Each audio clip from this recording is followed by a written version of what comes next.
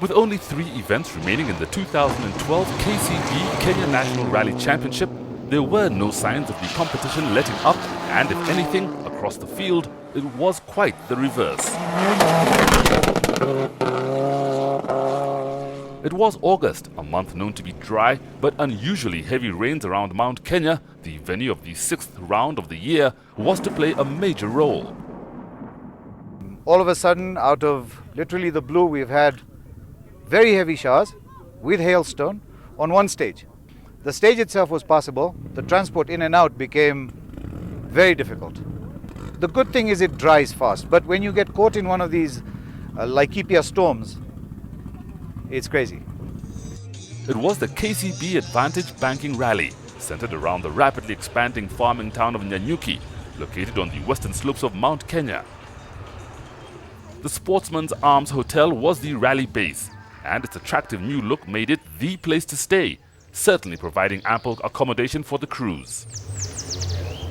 Whilst the race for the honours was expected to be hard-fought amongst the ever-growing list of potential winners, the main focus was on the championship, where Carl Tundo only had a 5-point advantage over Ian Duncan. I've just got to keep consistent. I've got to finish these rallies. So the aim is to try and finish well and just ahead of him. I think it's quite hard, this rally. So yeah, I mean, it's all out, but it's also you have to be quite cautious. I think there's a lot of places to make mistakes. Yeah, I mean, we need points, but we also need to beat Flash. But he probably has the same idea anyway. So it was a 2-day event, and as the 52 cars lined up for the start, the crowds found every vantage point possible. KCB have been the title sponsor for over a decade, benefiting both the brand and the sport. We at KCB take much pride in the partnerships that we have established with the KMSF, and believe that the Rally Scene series creates a unique platform for the elevation of motorsports in this country and for enhancing visibility, customer experience, and eventual uptake of our products and services. On the rotational system amongst the top 6, it was Azar Anwar and Julius Giga's turn to lead the field, flagged away by the Deputy Mayor of Nanyuki. 3, 2, 1!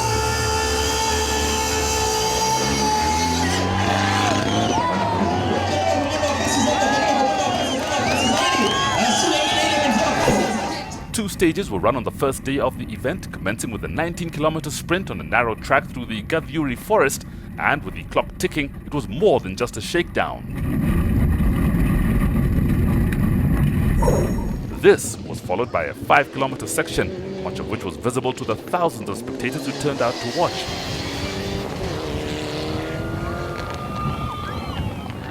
Being first on the road, Azar Anwar and Julius Giga were not fully committed, erring on the side of caution on what was a public road.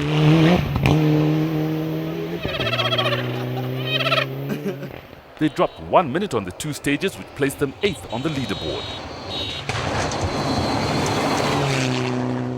The early leaders were the emerging crew of Raji Barij and Jeff Mays. They were 3rd fastest on stage 1, but made up for this and more by being quickest on stage 2 to take the rally lead. Driving at the pace of Alistair and Flash and Ian, and it's scary. It's very scary. So I'm still getting used to it. I mean, now that we know we can do the times, the key is to do them consistently. That's the next step. Carl Tundo and Tim Jessup took the stage win through the forest, only to give time away on the spectator stage, and they settled into 2nd.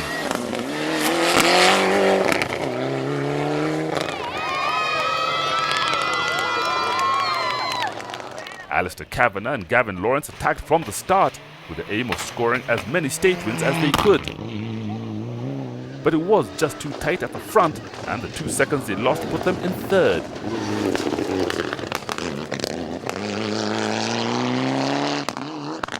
Ian Duncan and Amos Latch were in 4th, but knew only too well that the rally was plenty long enough for them to make their move in their own time.